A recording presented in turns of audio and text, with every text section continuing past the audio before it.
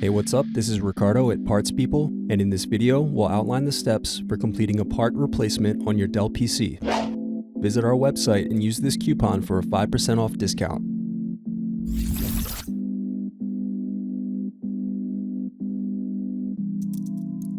Unscrew and remove bottom base.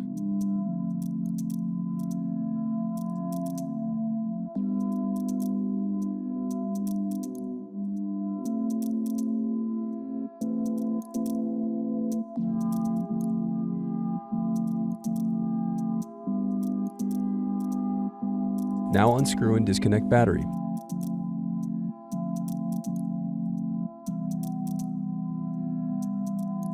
Then unscrew and disconnect hard drive.